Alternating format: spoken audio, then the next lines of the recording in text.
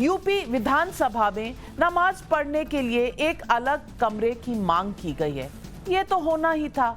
कल झारखंड में अगर ऐसा हुआ है तो यूपी क्यों पीछे रहता, बल्कि उत्तर प्रदेश में तो चुनाव भी आ रहे हैं। लेकिन बिना कम्युनलाइजेशन के कहां कोई चुनाव पूरा होता है।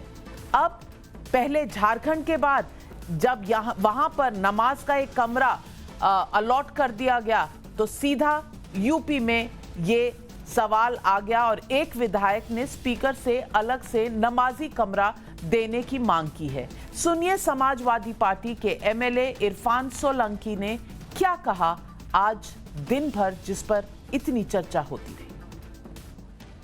बहुत बार ऐसा होता है कि किसी विधायक का क्वेश्चन लगा हुआ है, महत्वपूर्ण क्वेश्चन है, छेद का मामला है, उसने लगा रखा है, और वही उसी समय में मान लीजिए अजान का समय है और वो ना तो क्वेश्चन छोड़ सकता है ना नमाज छोड़ सकता है। और क्योंकि नमाज पूजा ये सब आस्था का विषय है और मेरा मानना ये है जहाँ आस्था की बात है वहीं बड़े बड़े इंटरनेशनल एयरपोर्ट हो या डोमेस्टिक एयरपोर्ट हो वहाँ भी एक छोटा सा प्रेयर रूम बना दिया गया है ताकि लोग अपनी इबादत कर सकें और आगे बढ़ सकें। और अगर ये अच्छा काम है, अगर विधानसभा अध्यक्ष चाहे तो इसमें विचार भी कर सकते हैं। और एक कमरा बना देने से ना कोई हानि होगी ना किसी को कोई तकलीफ होगी।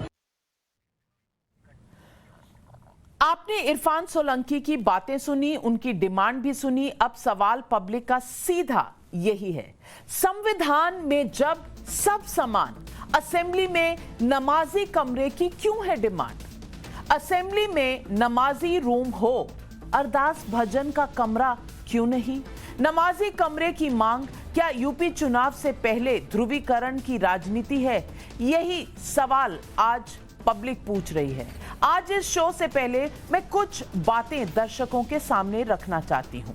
आपको बता दूं कि ये एनसीईआरटी की एक किताब है जिसमें क्लास 8 में चैप्टर 2 पेज नंबर 22 पर सिविक्स में, जो कि नागरिक शास्त्र यानी सिविक्स में ये पढ़ाया जा रहा है, और इसमें उन्होंने ग्राफिक्स के जरिए आपके सामने ये मैं रख रही हूं। उन्होंने कहा है, कहानी सीमापुरी की एक सरकारी स्कूल की है। स्कूल में पढ़ने वाली मासूम बच्ची अपनी टीचर से कह रही है, अगले महीने एक बहुत बड़ा त्योहार आ रहा है, हमने कभी अपने स्कूल में इस त्योहार को क्यों नहीं मनाया, क्या इस बार मनाएं? वो टीचर से पूछती है। ये किताब का वो पेज है।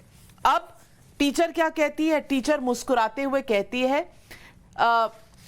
सीधा जवाब उनका सीधा ये है, नहीं रेखा, ऐसा नहीं हो सकता, हमारा सरकारी स्कूल है, हम किसी एक धर्म को महत्व नहीं दे सकते। निजी स्कूल जो चाहे करें, सरकारी स्कूल अपनी चार दीवारी के भीतर कोई भी धार्मिक आयोजन नहीं कर सकते, क्योंकि हर वक्त ये हमें बताया जाता है कि कोई भी हो गवर्नमेंट से लिंकेज, तो गवर्नमेंट धर्म पर कोई भी अपना हस्तक्षेप नहीं कर सकती है।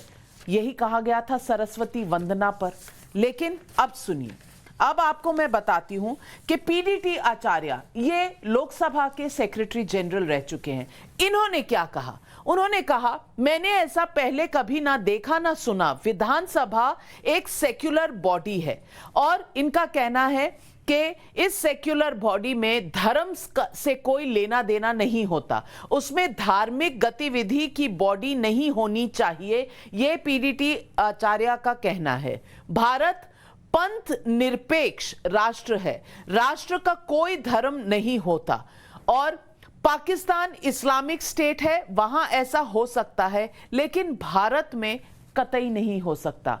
धर्म निरपेक्ष देश है।